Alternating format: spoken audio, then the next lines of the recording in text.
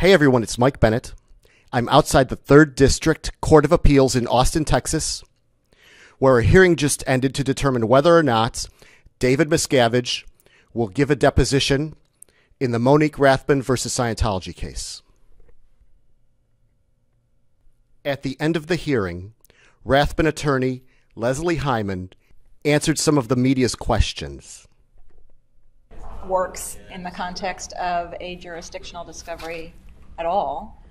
The Apex Doctrine. The Apex Doctrine, which makes sense because, as I pointed out, who's going to have greater knowledge about an individual's connections with the state of Texas than that individual? So it's not a situation where we are trying to depose him because we are asking him about the philosophy of Scientology or the great plans of Scientology. What we want to ask him about is his personal actions. And the Apex Doctrine is generally invoked when I'm, like one of the cases they talked about, daisy manufacturing. A daisy rifle misfired and hit somebody in the eye, and she wanted to depose the head of the company. Well, the head of the company is not the person with the most relevant knowledge of the safety of this particular gun. Mr. Miscavige is the person with... So this is sort of an exception to the rule with Apex issues because the person at the Apex in your mind is the person actually with the best information. That's right. Where normally somebody lower down. There are many, removed from... Exactly. Exactly. Okay. So you said it repeatedly, but I don't really need more. There was plenty in the pleadings, and there was plenty in the in the courtroom. Okay, and I guess what now? Well, we wait for their opinion. It was interesting as they talked about forcing him to have a hearing on the special appearance, but actually the case has stayed because of the anti-SLAPP appeal. Yeah, I know you mentioned that because that's the first thing I thought of. Yeah, so they can't make him do anything right now. In fact, I was surprised how few questions there were. Yeah, me too. I think, just to me, the most poignant question was when he asked, doesn't the judge have any leeway in this? And to say no, that there was only one writing, which is what he has to say. I mean, that's the standard. But okay, thank you very much. Thank you.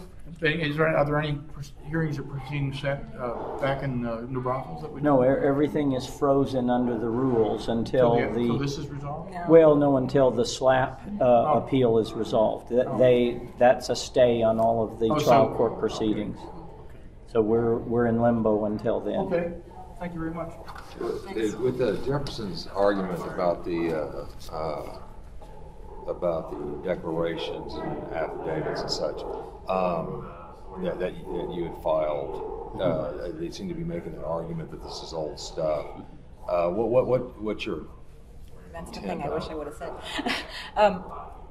What I meant to say was that whether or not those are too old to establish the jurisdiction, which we don't concede, but is an issue, they can't be too old to be the basis to decide that he should be deposed.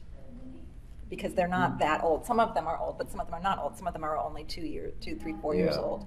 And had he said, I used to be like that, but I'm not like that anymore, we may have a harder situation. But when he's saying, no, it's all just not true, then we are entitled to show that it is true and that it is still true.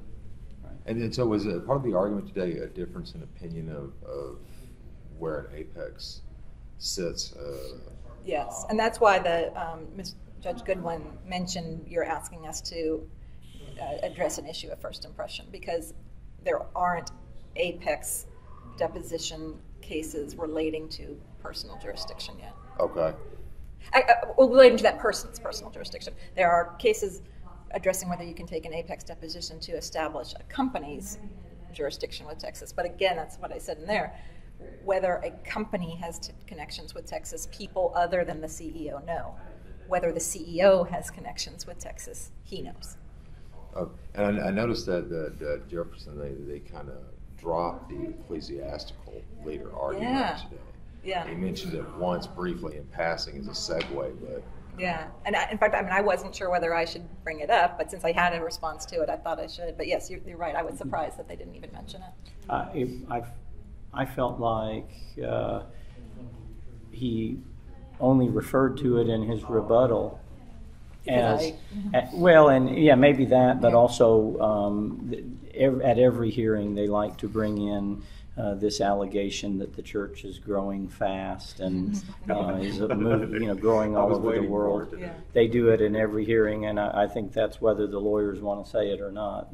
That's a part of the marching Party orders. line. Mm-hmm. Awesome. Well, that's good for me. Great, thanks. Thank you, guys.